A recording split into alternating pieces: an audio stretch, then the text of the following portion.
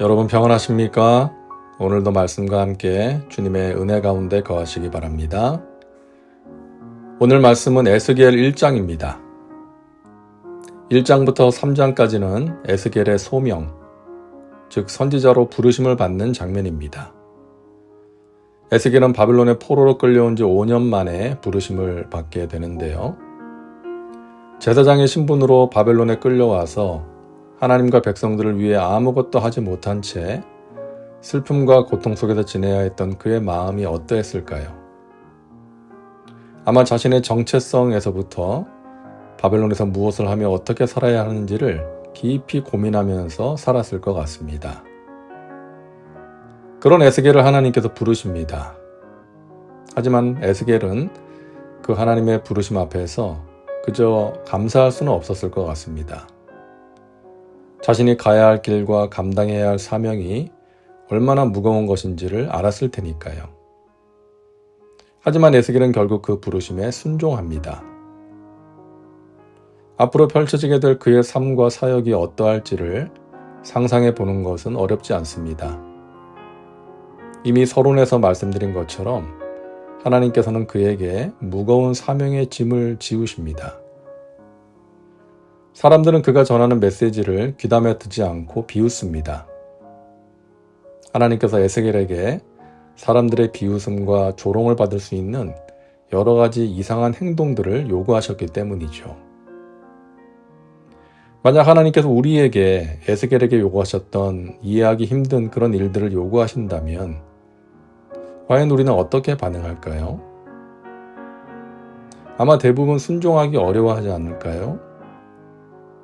요즘 많은 사람들이 하나님의 부르심을 외면한 채 살아가지 않습니까?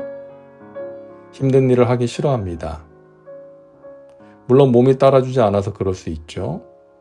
하지만 자기 십자가를 외면하고 편안한 길만을 추구하려는 것은 하나님의 백성들의 올바른 모습은 아닙니다. 우리는 하나님의 부르심 앞에서 힘들어도 순종할 수 있어야 합니다. 순종할 때 그 순종의 발걸음을 통해서 하나님께서 일을 행하시고 성취하십니다. 하나님께서 하시는 일들을 볼 수가 있는 것입니다. 자, 오늘 본문을 보면 에스겔은 자신에게 임한 하나님의 말씀과 권능을 경험하게 됩니다. 에스겔은 바벨론 땅에서 하나님의 임재를 경험하게 되었는데요. 먼저 환상을 보게 됩니다. 4절을 보면 구약 성경에서 하나님의 임재를 묘사할 때 사용하는 폭풍과 불이 나타나는데요. 구약 성경을 보면 하나님께서 나타나실 때 이런 현상들이 일어났죠. 출애굽 당시에도 그랬고 욥이 회오리 바람 속에서 임하신 하나님을 만날 때도 그랬고 엘리야가 호렙산에서 하나님을 만났을 때에도 이런 현상이 일어났습니다. 에스겔은 폭풍과 구름 속에서 아주 특별한 것들을 보게 되는데요. 내 생물의 형상을 보게 됩니다. 5절부터 14절까지가 그 내용인데요. 에스겔은 자신이 본 것이 내 생물의 형상이라고 말합니다. 에스겔 10장에서는 이 생물들을 그룹이라고 말하는데요. 그룹은 하나님의 보좌 주변에서 봉사하는 영적인 존재들입니다. 천사들로 생각할 수 있죠. 이 네 생물들은 각각 사람, 사자, 소, 독수리의 얼굴을 가졌습니다. 이스라엘 문화에서 인간은 창조주 하나님의 형상과 모양대로 창조된 피조물, 만물을 지배하고 다스리는 사명을 받은 존재죠. 그리고 사자는 야생동물 중에 우두머리죠. 동물의 세계의 왕으로 용맹함을 지닌 존재입니다. 소는 고대 사회에서 가장 귀하게 여겼던 가축이죠. 일부에서는 신으로 숭배하기도 했습니다. 힘과 풍요로움의 상징이죠. 그리고 독수리는 새들 가운데 우두머리, 그 무엇에도 구속받지 않는 자유와 날렵함을 상징합니다. 이처럼 에스겔이 본 생물들은 각 방면에서 최고의 존재였던 것이죠. 그런 그룹들이 하나님의 보좌를 떠받들고 있는 것입니다. 이들이 가지고 있는 네 날개 중 두 개는 서로 연결되어 있고 두 개는 자신들의 몸을 가리고 있었습니다. 서로 연결되어 있다는 것은 연합을 의미하고 자신의 몸을 가린다는 것은 부끄러움을 아는 겸손이라고 생각하면 될 것 같습니다. 오늘날 교회에도 이 두 가지가 필요합니다. 연합이 중요합니다. 성령이 하나 되게 하신 것을 힘써 지켜야 합니다. 그리고 그러기 위해서는 자신의 부족함을 알아야 되죠. 겸손하게 낮아져서 하나님의 은혜를 구해야 합니다. 그렇지 못하면 내가 잘났다, 내 말이 진리다 하면서 연합의 장애물이 될 수가 있는 것이죠. 자, 이어서 15절부터 21절까지는 네 바퀴에 대한 묘사입니다. 네 생물들에 대한 설명을 마치고 그 생명들을 바치고 있는 바퀴들에 대해서 설명합니다. 이 바퀴의 특징은 어느 방향으로 자세를 틀지 않아도 자유롭게 움직일 수 있고 또 무서울 정도로 컸습니다. 이 바퀴들은 생물들과 완전히 하나가 되어서 움직입니다. 따라서 생물들이 민첩하게 움직이는데 어떤 어려움이나 제한이 없습니다. 이 생물들에게 일치와 자유함을 준 것은 생물의 영이었습니다.